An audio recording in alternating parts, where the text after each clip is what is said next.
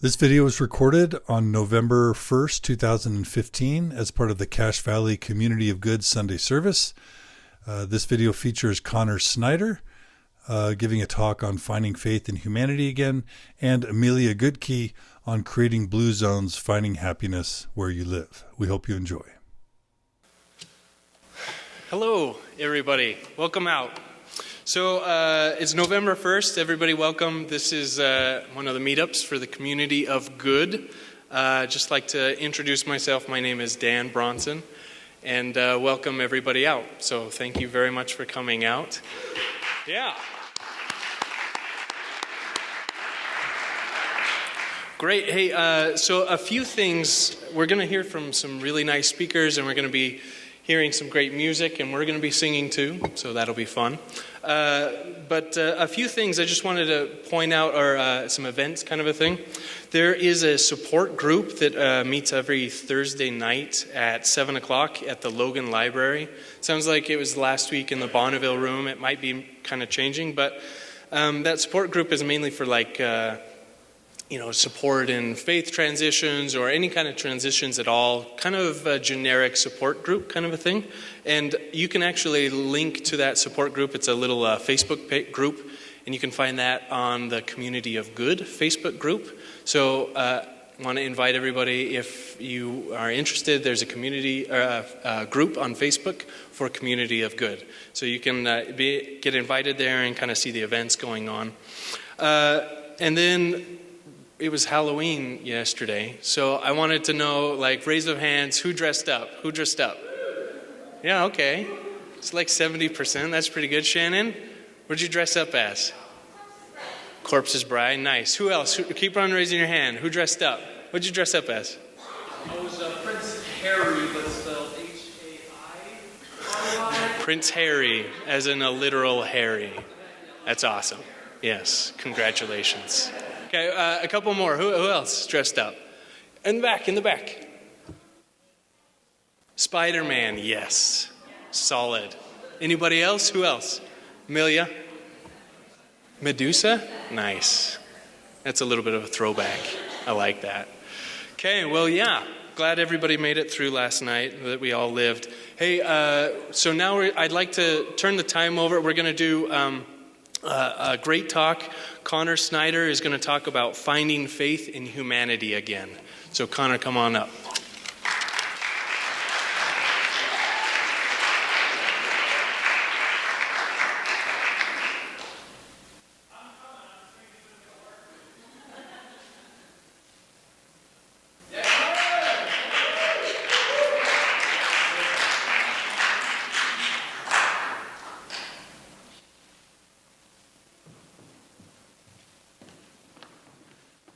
Hi, everyone.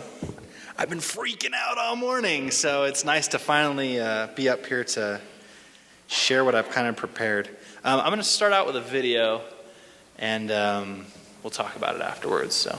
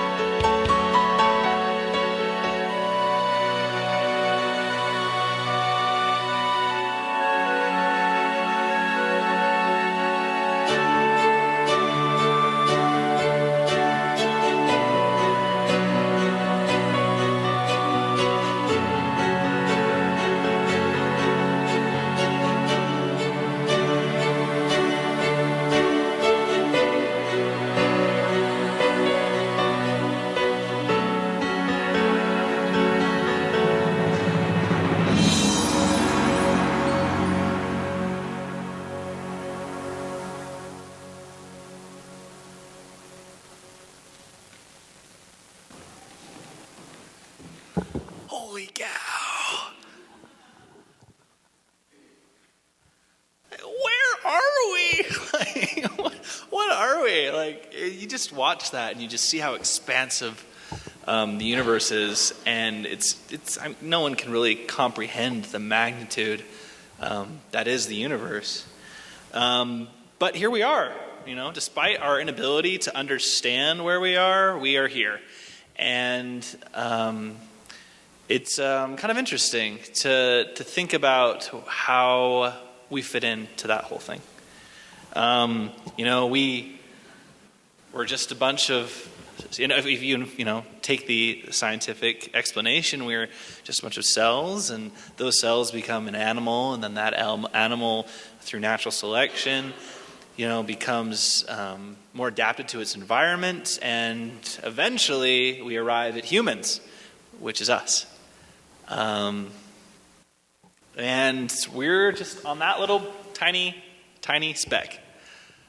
Just sitting here doing our thing. We've been doing it for a couple million years and completely oblivious to the other natural phenomena that have been happening around us. And so it's natural for us to ask these questions. Who am I? Why am I here? Where am I going? And if you came here hoping that I would give you answers to these questions, I will not be, except I will tell you, you are a human being. I can tell you that much. And I think you should be proud of that. It's really easy if we think, listening to influences around us, it's really easy to think that humanity is taking a nosedive into nowhere. You can watch CNN for 20 minutes and it is you're just waiting for ISIS to barge down your door and chop your head off, It's really easy to think that we live in a world that's going to end. We are going to bring about our own self-demise. And I would like to challenge that notion.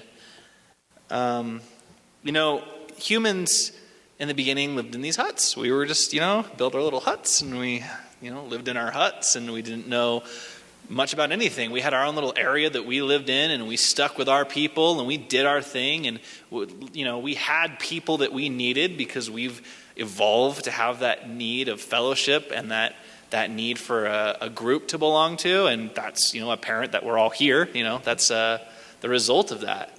And we need that connection. But we start out in these huts, right? And eventually as our societies grow and we get more, we have, religious laws or other laws, things that bind us together, things that unite us, things that give us structure and ways to function as a group. Then, we go and we colonize other places on boats and we, adventure. And then war happens, as we meet these other cultures, we have these clashes where we have our way of doing things and they have their way of doing things. And oftentimes that would result in one group determining that their way was better and killing the other group. And then we start to invent things, we come together and we invent things like the printing press. Slide, come on, work with me here. There we go. We invent airplanes, we get off the ground, and soon we're able to go even farther than we were before, even quicker. And we keep having more of this cultural blending, and we start learning more and more about each other. And of course that leads to more conflict, and of course there's still, wars and things just like there had been when we were living in huts. But my connection's been lost. Come on. Oh, it's all right. We're good. So, and then we get to where we are today, right? We've got the internet. We've got cars. We've got jet planes. We have spaceships. We have all these things that are connecting us and bringing us more and closer to the same page than we were before. You think back 1,000 years ago, right? We have people dying of disease and we just throw them in pits right out of the cart. I mean, the first hospital was invented 957 AD in Baghdad, right? That's the first hospital, right? Peasants, we're ruled by kings, right? Our leaders are determined by birthright, not by any sort of merit. And this is just 1,000 years ago, right? That's just the blink of an eye in the vast existence of the universe, even in the existence of humans. 1,000 years ago is not very long. And then here today we have universities. We send people to school to learn and educate themselves, to better understand, our own history and how we fit in with our environment. We have iPhones. Every single one of us has access to Google, this gigantic collective knowledge that we've all pulled together through time. We have real doctors instead of the dude laying on the hospital the bed in Baghdad. We went to the moon. We left Earth. If you would have tried to explain that to anyone in a hut a couple thousand years ago, they would have not spoke your language, first of all, and they wouldn't have even had a concept of what that even meant. And we've landed on the moon. We're entering this period of time that I think is so powerful and important. We humans right now have an unprecedented ability to connect and communicate, which allows this gigantic marketplace of ideas where thoughts and processes and ways of living can all compete so that we can try and find the best one. And humanity has been doing this for thousands of years, but at a slower pace than we've been doing it now. And it's allowed us to progress. We've been able to take the bad things, root them out, and replace them with progress. And that doesn't matter if it's medicine, if it's social fields, if it's any sort of aspect of our human experience has only led to progress as we've been able to communicate and work together. So where do we go next? Stop and think for a second. If we've progressed that far in the past 1,000 years, where can we not go in the next 1,000? It's easy for us to stop and think, and at least for me, in the past I would think, the whole place is going to hell in a handbasket, so it doesn't really matter, I'm just getting through my day to day. And we kind of are waiting for the world to end. But I think more of humans than that. We went from huts to the moon, and maybe we'll go to Mars. We will go to Mars, right? There's plans in place to go in the 2030s, I believe, right? So within 2 years, could we have a colony on another planet? What, right? Could we end poverty? Could we end hunger? How many more diseases will we cure? This universe is so expansive and huge and beautiful and wonderful. And I believe truly 1,000, 2,000, 3,000 years from now, I think that we will continue to progress. And we may not know our place in the universe now, and I'm okay with that. But I feel that it is my responsibility as a human, and each one of our responsibilities, to contribute to that progress. So that hopefully, somewhere down the line, we'll have the universe mapped like we have the world mapped. And I know that we can accomplish anything that we set our minds to. And I just want to say that I believe in humanity. And thank you.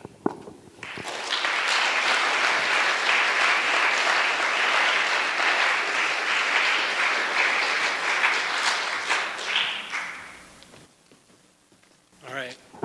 That was awesome. Thanks, Connor. Appreciate that.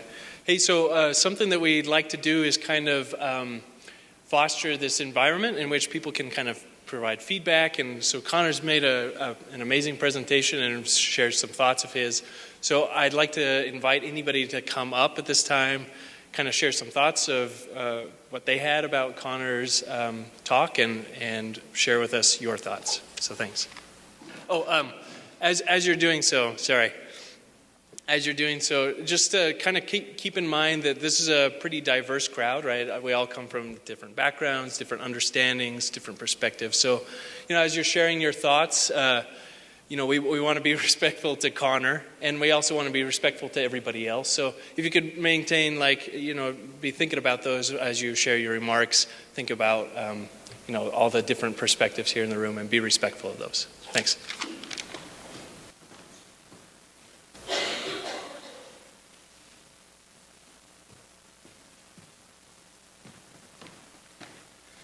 What is the guy's name who just gave that talk? Connor. Where is Connor? Connor, that was a great talk. Very inspiring. I thought it was pretty cool. One question for you. How did you write that? What was your thought process?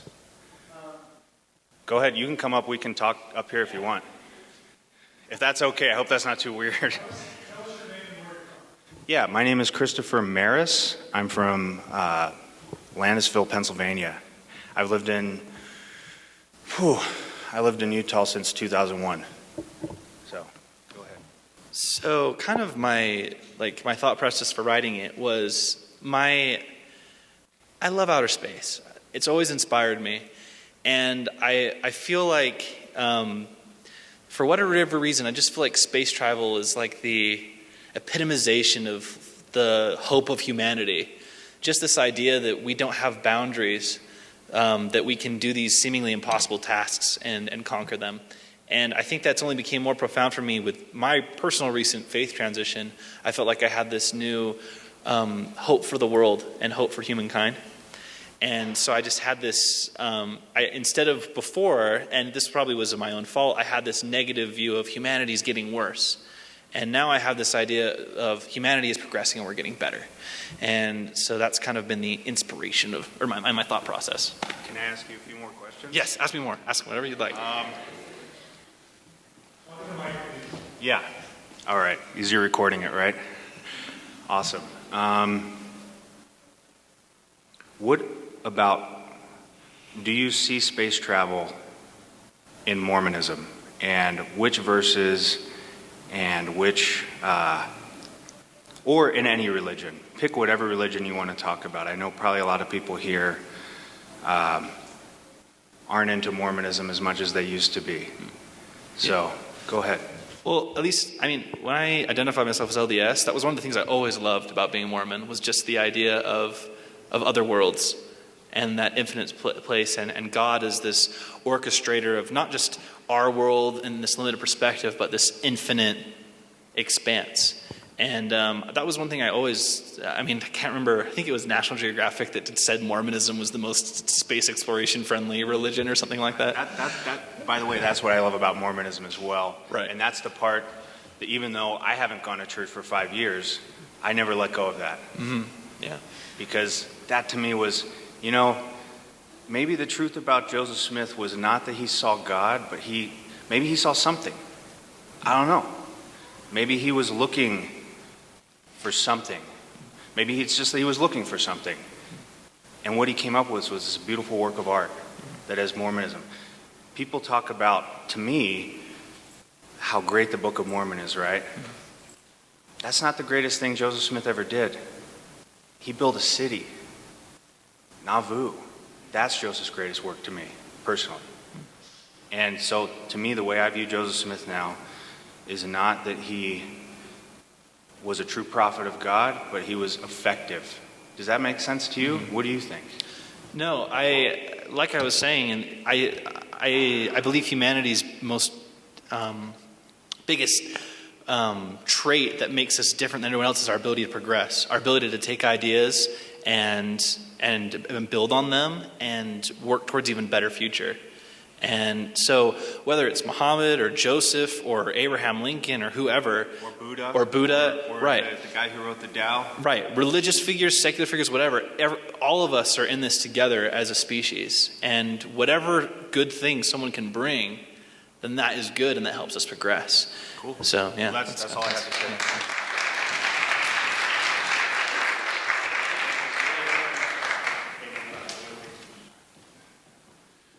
That's great. Sorry, we got to keep going with because we're going to hear some beautiful music. Hey, one quick thing that I forgot to say earlier was we would like to do actually some community service kind of a thing, and we have a group kind of looking for possible ways in which we can serve the community here.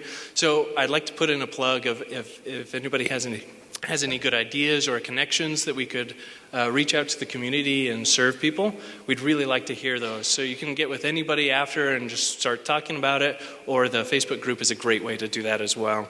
And then the other thing that I forgot to mention was 2 weeks ago, we had we were in this building in the Desante, and we have to pay for the building. And luckily, we got plenty of donations from everybody, and we were able to cover last week's rent of this building, and we're also able to cover this week as well. So thank you very much. We don't need anything for the rent today, so thank you very much for your donations. And just for the future, somebody's going to be creating an account, and so that should go a little bit smoother. But yeah, thank you very much. So right now, we'd like to hear from Zachary Webb. He's going to be playing the piano and singing. He's going to be playing "Beautiful" by Christina Aguilera. And then after, we're going to hear Amelia Gutke. She's going to come down and talk about creating blue zones, finding happiness where you live. So thanks. Zachary?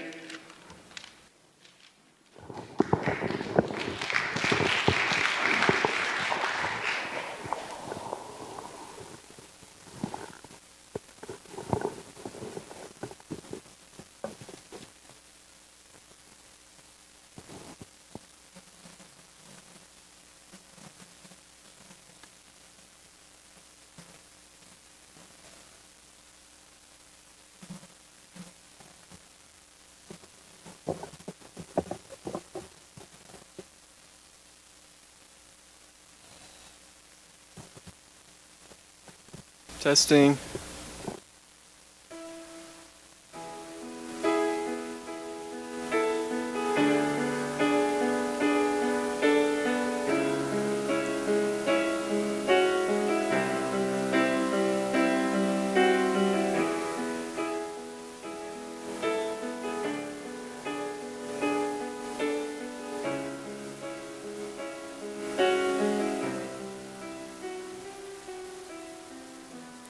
Every day is so wonderful, and suddenly it's hard to breathe. Now and then I get insecure from all the pain. I'm so ashamed. I am beautiful, no matter what they say. Yes, words can't bring me down. I am beautiful in every single way. Words can't bring me down. Oh no. So don't you bring me down today.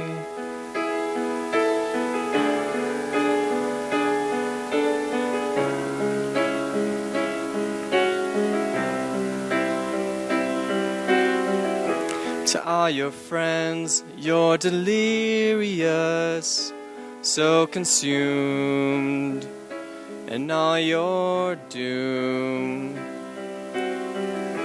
Trying hard to fill the emptiness, the piece is gone, left the puzzle undone. Is that the way it is? You are beautiful in every single way. Yes, words won't bring you down. Oh no. You are beautiful in every single way. Yes, words can't bring you down. Oh no.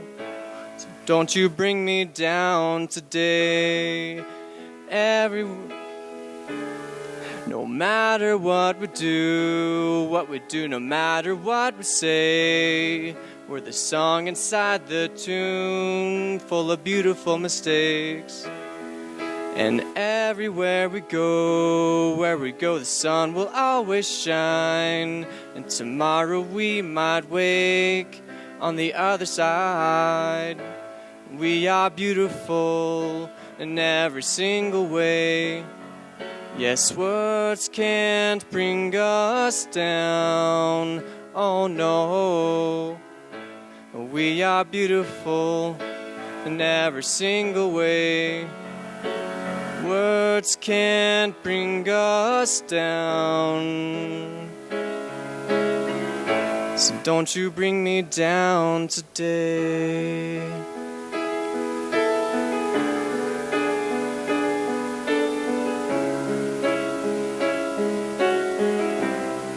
Don't you bring me down today.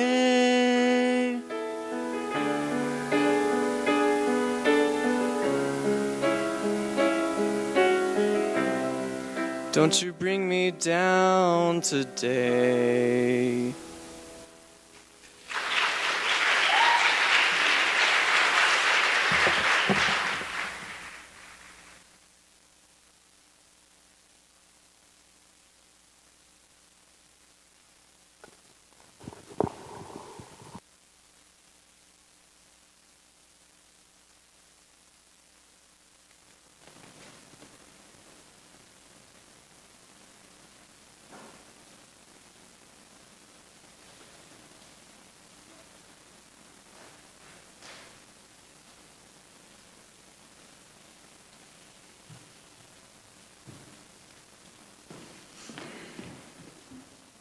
Hi, my name is Amelia Gutke. That's my cute family. I'll just introduce myself really quickly. I've had a lot of coffee, so I'm so excited. I'm also excited for this whole endeavor that we're working on here.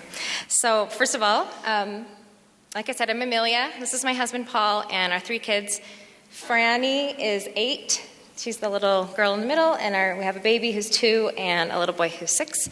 And Paul and I both grew up here in Logan. He is born and raised here in Logan, and I came here when I was 7.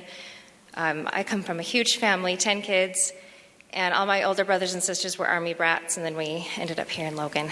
My dad came here to go to grad school when I was a little girl, and we've been here ever since, and I love it.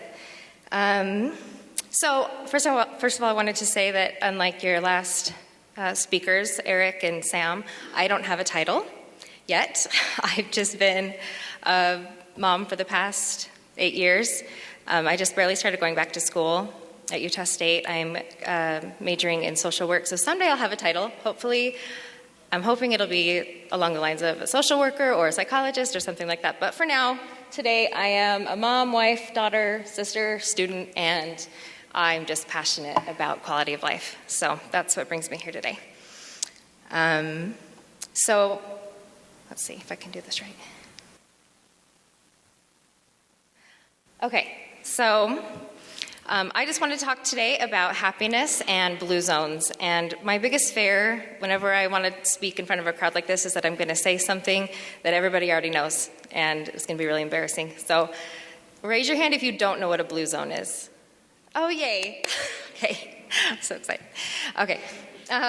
So first of all, I just want to talk a little bit about happiness. So I have some emoticons if that will help you to understand your feelings more, or some words. So I want you to look at these words just for a second and think, how do you feel today, or even right now? So just read through the words. You could feel happy, you could feel dissatisfied, you could feel overjoyed. I tried to put up as many words as I could think of that could describe your mood. Now, I think I'm right that everybody wants to be happy.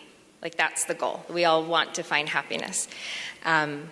So we want to take whatever emotions that we're feeling that are on here that are bad and turn them good. So basically, that's kind of like where I am every day. I'm just trying to be happy. And it's really funny that I'm so obsessed with being happy, because I was thinking today, like, I'm not a sad person. I don't walk around like trying to be happy because I'm sad. I don't know. I want to be happy. I want to make people happy. So I'm kind of obsessed with the whole concept. And I listen to a lot of podcasts about happiness. I read a lot of books about happiness. And I'm always just trying to like incorporate little things in my life to make me happier.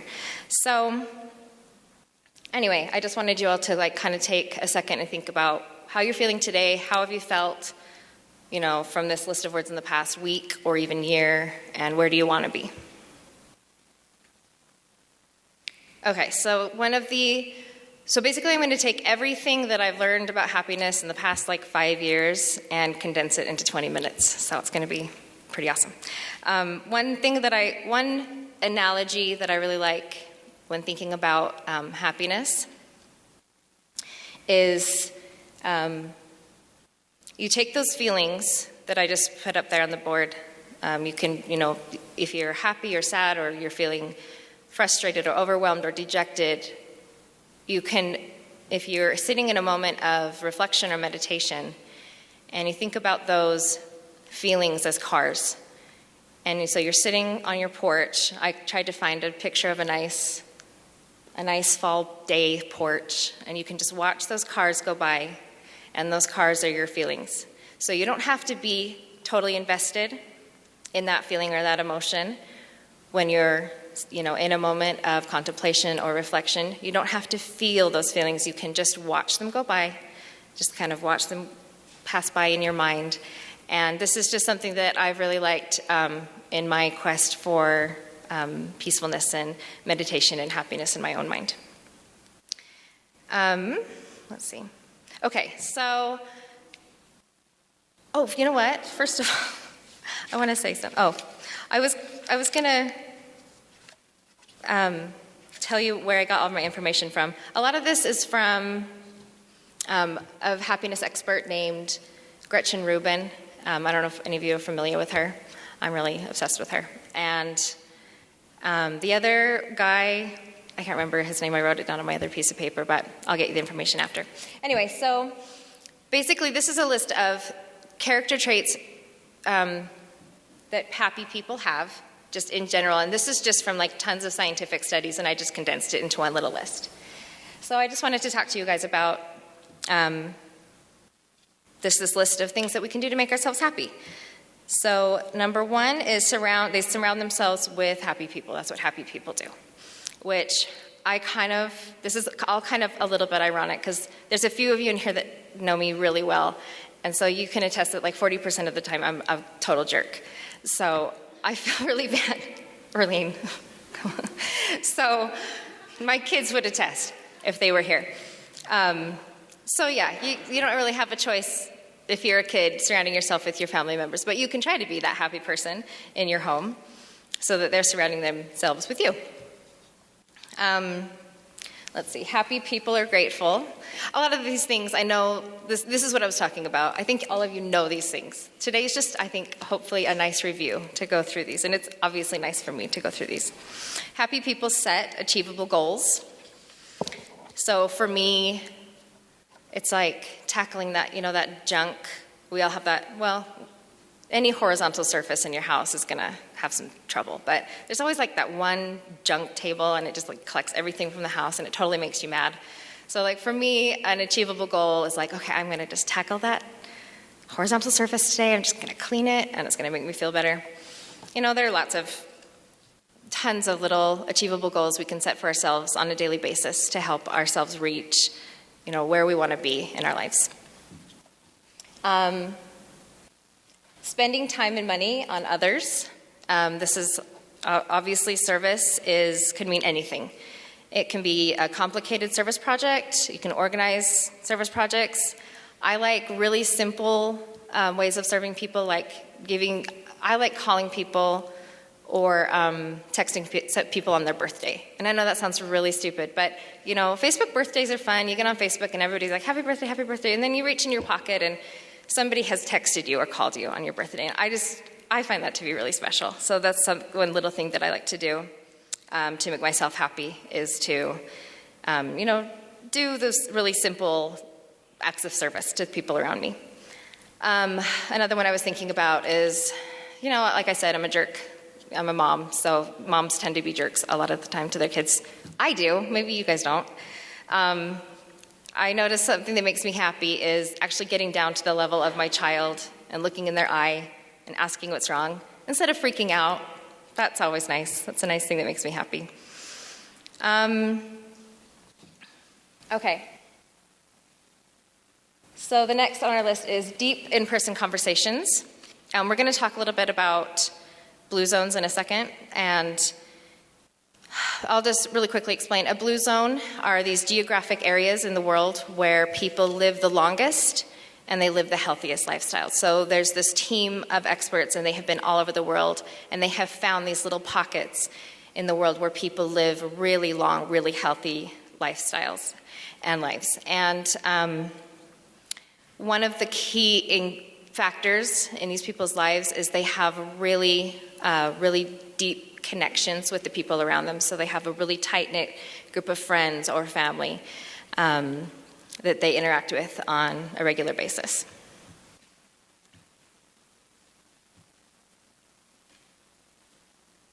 Okay. Oh, you know what I wanted? Let's go back to, I put this in the wrong spot. Let's go back to spending time and money on others or service. Really quickly, I want to talk about serving yourself. And one of the little tips that I love from Gretchen Rubin is that I use a lot, and Candace knows what I'm talking about because I talk about this to everybody I talk to, is treat yourself like a toddler. So if any of you have raised a toddler or you live with a toddler, you know that sometimes they are just flipping out and you're like, this child just needs a nap, or this child just needs, you just want to give them whatever they want because they are freaking out. And sometimes you have to treat yourself like that. And I have really loved this. I don't do it a lot. I try not to, or I would just, eat ice cream all the time. But every once in a while I'm like, you know what? And you have to do it in third person because that's how you talk to your child. You know what? Amelia needs breakfast from Carl's Jr. That's what Amelia needs right now to feel better. So I really like incorporating that, treating yourself like a toddler to make myself happy. So try it. If you're just really just down or you're just depressed, what would you do for your toddler child in that moment? Do it for yourself. Sometimes you need a nap. Sometimes you need a Diet Coke. Just do whatever you need to do. Okay, so then we were talking about deep in-person conversations. So try to, break out of Facebook. Try to get together with your friends. This is something that my friends know I'm really good at. I invite people over to my house a lot. We hang out. We have fun. We talk. We, talk about what's going on in our lives. I will give a little example of that. So I have a really great group of friends, and we get together with our kids, and this one time we were all sitting at Merlin Olsen Park, and I just knew it was an opportunity for me to kind of divulge something that was really hard that was going on in my life at that moment. And it was just this really beautiful moment of me sitting with a group of moms, talking about our, trials in life, and I was just able to just kind of open up and cry and just feel that warmth and that love from the people around me, and that is something that these people in these blue zones experience. All right, let's get through this. Okay, use the power of the senses. Now, I really love this. People that are happy savor.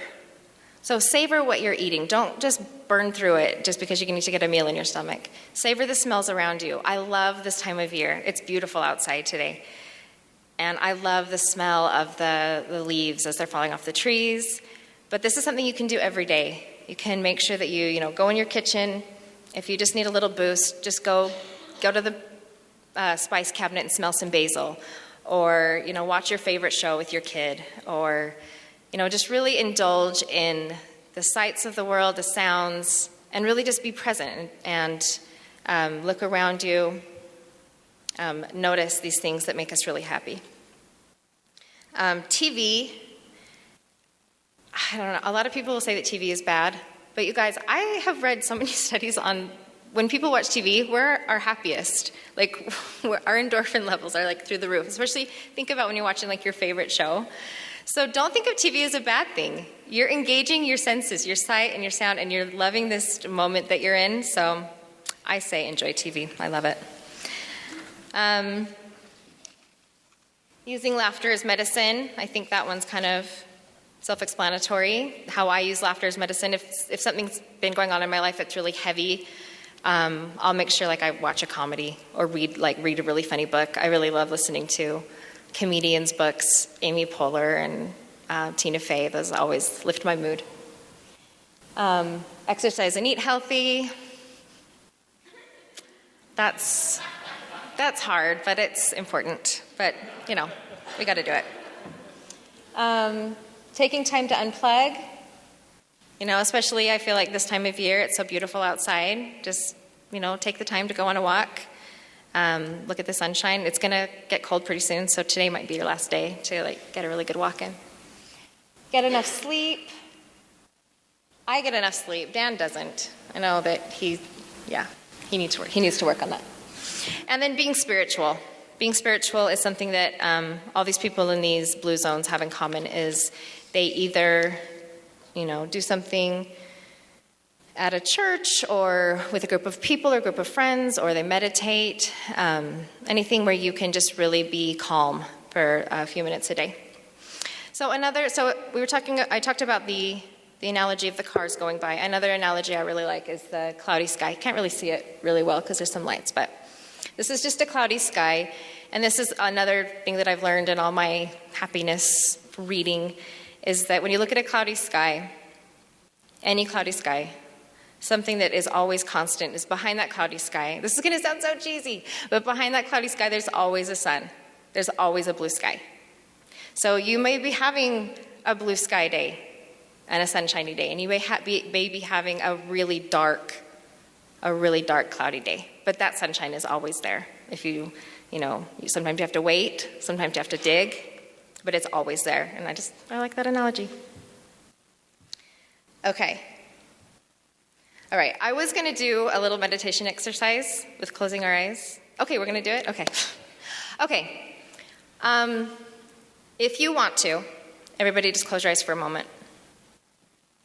And I'm just going to talk about a really great way to meditate and to just be present. A lot of people think you have to clear your mind, and that's kind of impossible.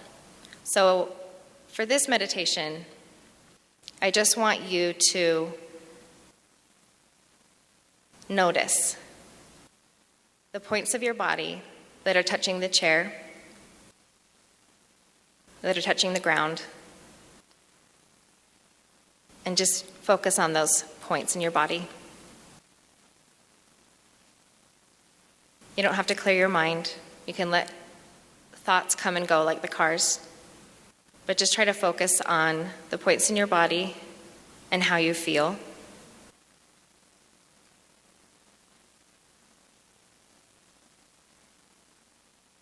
And just take a second and think about where you want to be.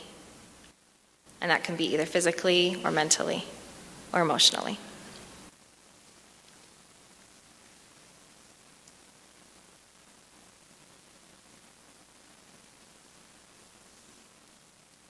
Okay, now you can open your eyes if you want to. You can sit up a little straighter now that we've all been kind of relaxed. But I just wanted to kind of give you a taste. This is, that was obviously just like a 30-second meditation. But these are the kind of things that I do on a regular basis, maybe for 10 or 15 minutes a day. And they make a huge difference in my life. And these are things that these people do in these blue zones. So we're going to talk about these blue zones and how, I don't think any of us are going to run right now and move to Sardinia, Italy, or Okinawa, Japan. I live here, I love it here, but I want to create a blue zone where I live. I want to create a blue zone in my home and in my body. I want to be healthy every day. I want to be happy every day. So the blue zones, like I said before, are the geographic areas in the world where people are living the longest and healthiest lives. And I did find his name. So Dan Buettner, he works for the National Geographic, and he has traveled all over the world finding these blue zones.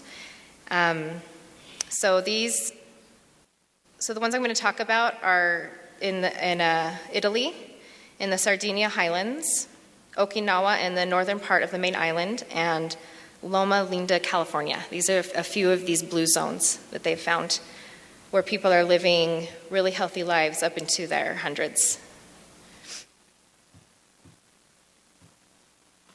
One moment. Okay, so what they found are these, you guys, what's the word? Centenarian? Is that what is that? Centenarians, thank you. That they live, into their hundreds, but they're super healthy. At the end of their lives, they usually die in their sleep. They don't die from sickness. So what they found, these people in Sardinia, Italy, they come from a farming community, so a lot of their physical activity isn't going to a gym. It's not, lifting weights. It is walking up and down stairs, gardening, farming. That's how they are staying so physically active up until their hundreds. They eat a mostly plant-based diet. They do eat a little meat. Their meat and cheese mostly come from grass-fed animals, which changes, let's see, animals that eat corn they're high in omega-6s, and these cheeses and meats are high in omega-3s, which is better for your brain. They drink a little bit of wine every day, high in polyphenols. Connor, what's your call? No, everybody knows. Somebody's going to steal your phone. Are we still on here? All right.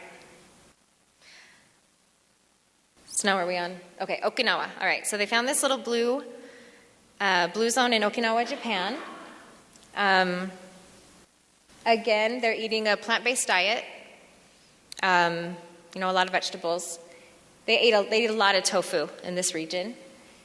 They have really strong social circles. They have groups of friends that are their same age that aren't necessarily family, but they are friends, and they kind of, when one comes into wealth, they share it with these people in their social circles. When one has a hardship, they share it with each other.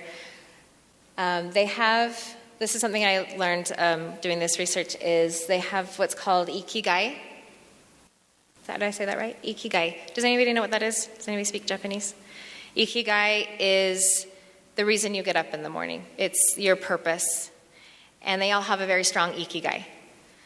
And it's something they talk about. It's something that they teach their children, is to wake up and you know what your purpose is for the day. And these are people living in their 80s, 90s, 100s, and they wake up and they have purpose every day.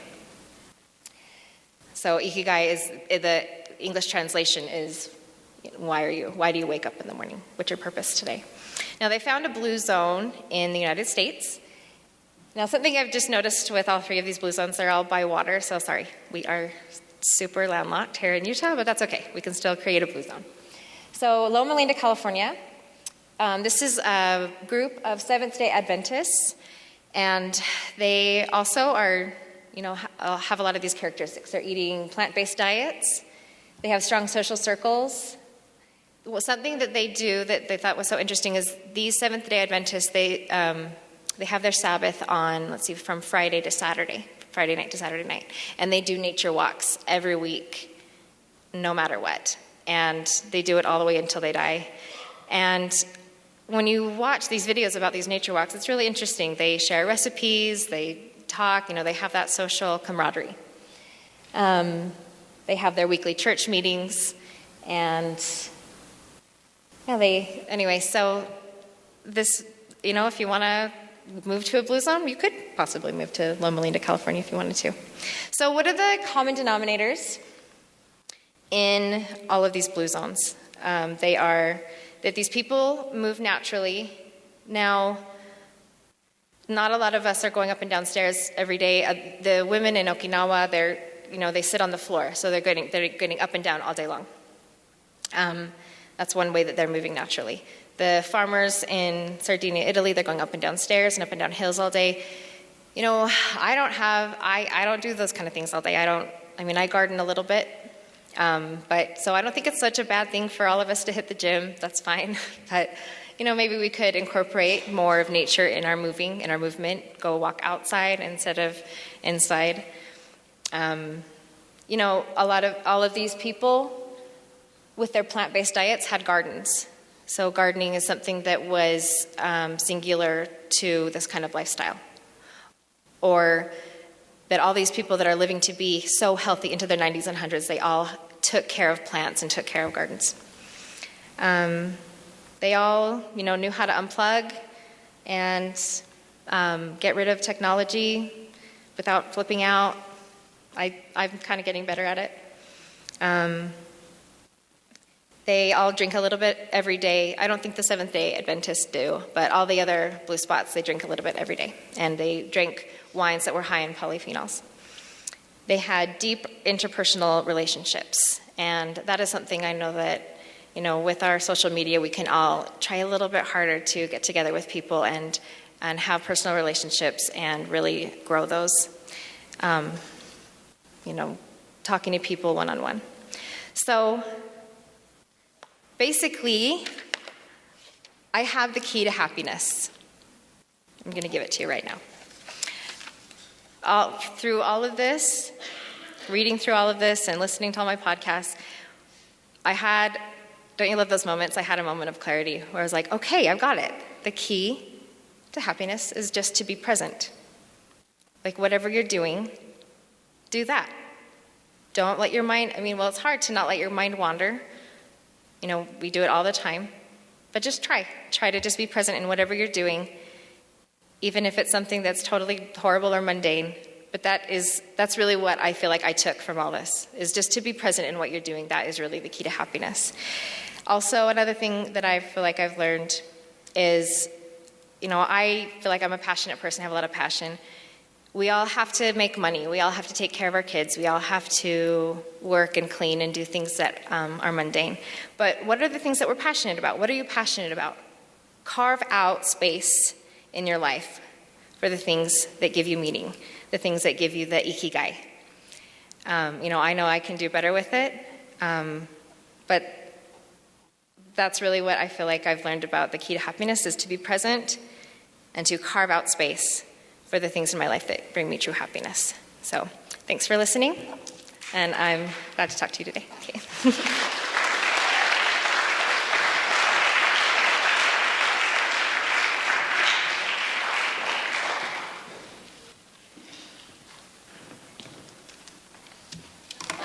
Awesome. Thanks again, Amelia.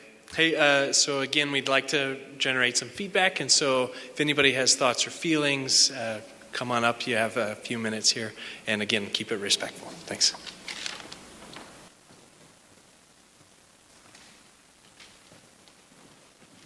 I thought of one, actually.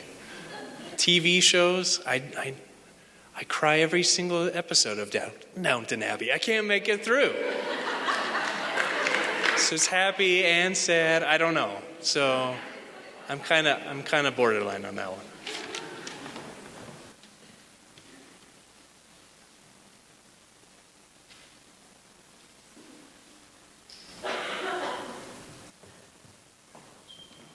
Hi, my name's Tanner Gilliland. I live here in Logan. One of the thoughts that Amelia was saying about being present really resonated with me. At a retreat we went to last weekend, there was a speaker who was talking, and he used the term radical okayness. He was talking about secular Buddhism and accepting the things that are coming into our lives and just observing them and accepting them. I think John had some sort of mumbo-jumbo psychologist term for it. Acceptance, commitment therapy. Is that right? I thought that was pretty cool. The idea is that when something happens, you just accept it and you observe it and you deal with it and you don't try to run from it. And I think as Amelia was talking, I was thinking about that and how important it is to just be present even in our joys and also in our sufferings, because that's what makes us human. When we're able to just deal with the things that come into our lives, be they good or bad, and just appreciate the fact that we have the chance on this little pale blue dot somewhere in the universe to be having these feelings and then finding meaning that way. So I thought that was really cool. Thank you, Connor and Amelia.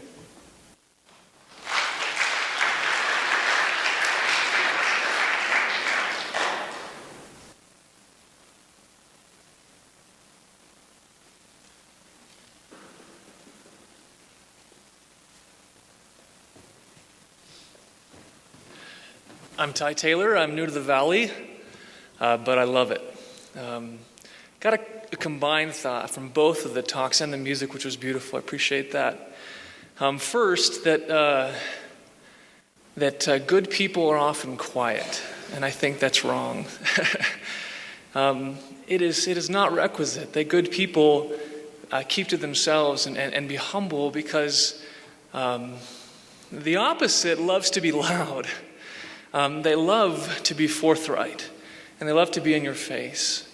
That was just some take back that I brought from that was be intentionally good, and be vocal about that, whatever that is in your mind, whatever that goodness is, but be that, and be that with confidence. And second, what a wonderful message of just finding happiness. I'm moving next month, and this will actually be the 12th time that I've moved, and I'm turning 29 in February, so some quick math. I've traveled a little bit, but I've just mostly been around in the United States, and I've lived in beautiful places and ugly places, and everywhere I go, there's always people that don't like where they are. And even being here in Cache Valley, I think I'm home. It is gorgeous. It is beautiful. People are wonderful. But there's still going to be a lot of reasons to say, I wish I could be somewhere else. I take that as a personal charge to always look for the good, see the good, because there is so much good all around us. Anyway, random and just heartfelt, so thank you.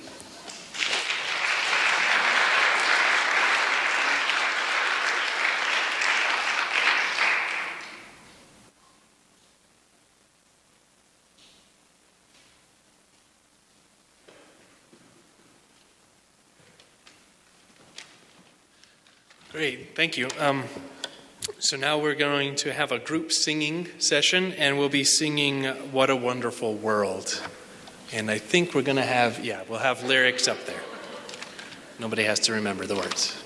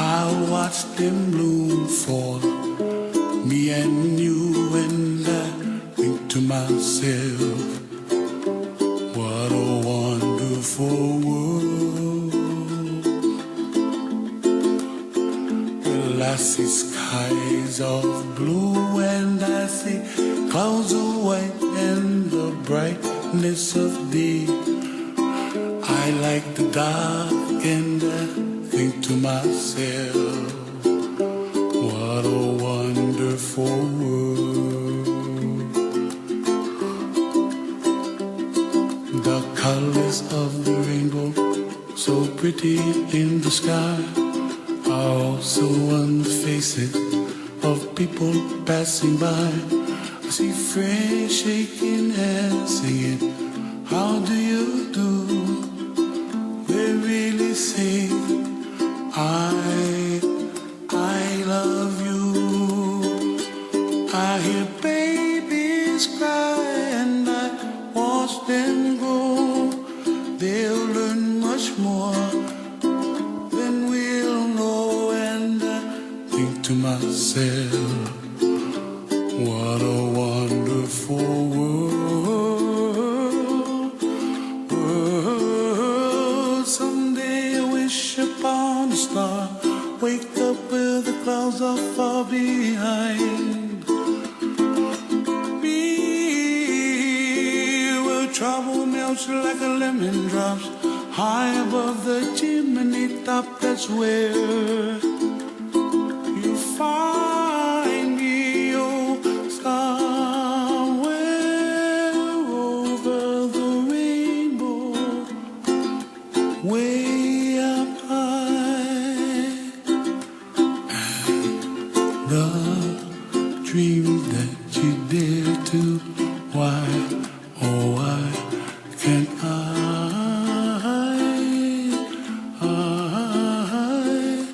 ooh.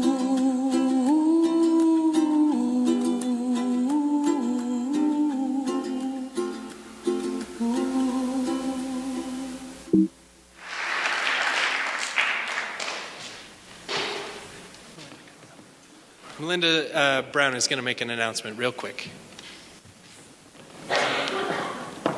Okay, we just wanted to let you guys know some of our speakers today that did an awesome job talked about just kind of community and relationships and the importance of relationships. Me and my husband, I don't know if you met Sterling Brown, but we love get-togethers. We love social gatherings. We've done pizza night at our house. Several of you have came. There's a lot of you I haven't met before. We just like doing get-togethers and fun things. So we are planning a fun get-together December 5th. We're going to do a big, fun 80s dance party. It's going to be awesome. The reason we chose that is for my 30th birthday just a few years ago, my husband surprised me and got all of my friends together. He even bought me like an outfit. So when I showed up, he said, change into it. And he had all these bright clothes and jewelry. And it was just a blast. We had so much fun. So we just thought, let's do that again times 10. So we are going to have it. Our house isn't big enough because we want to go big time with this. So it's going to be we live in Hiram. So it's going to be it used to be the Elite Hall. I don't know if you know where that's at. We'll get more details and information. It'll be at 7 o'clock. It's on a Saturday. And we have to turn the music off at midnight. So anyone can come to that. You can invite any friends, anyone you want. The occupancy, it holds 300 people. And if you're going to have a fun dance party, the more people, the better. And even if you can't dance, my husband, we've been married for 11 years, he hates dancing. He will not do it. He hates everything about it. And I grew up doing that. So if he's excited about it, then that's pretty cool. So it doesn't matter if you dance. The point is just being social. I'd love to meet a lot of you. I haven't met a lot of you. Build connections, find people that you connect with, to have friendships with, that you can do other get-togethers with, and just have fun. We want to have fun. So anyways, we'd hope to see all of you guys there. Like I said, anyone's invited. Normally the activities we try to do kid-friendly where kids can come. This one will be, probably 21 or older. In case you want to bring drinks, you can. But that's just totally up to you. It's not based about that. So anyways, just come and have fun. We'll post something on Facebook, and we'd love to see you all there. Invite all your friends or whoever you think would be fun. So just wanted to let you guys know about that.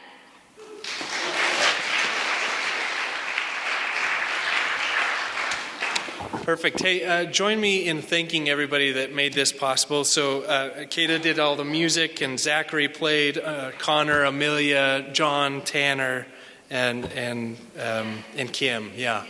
Yeah. Thanks. Thank you, guys. So this is a community kind of thing. So, if you're interested in playing music or singing or giving one of these talks or, setting up AV or conducting or anything like that, treats, just, throw it out there, talk to people, and we'll make it happen. So thanks again for coming out. And just around the corner here, there's actually some refreshments provided. I think it's just around the corner. So, yeah, thanks. Thank you very much for coming out.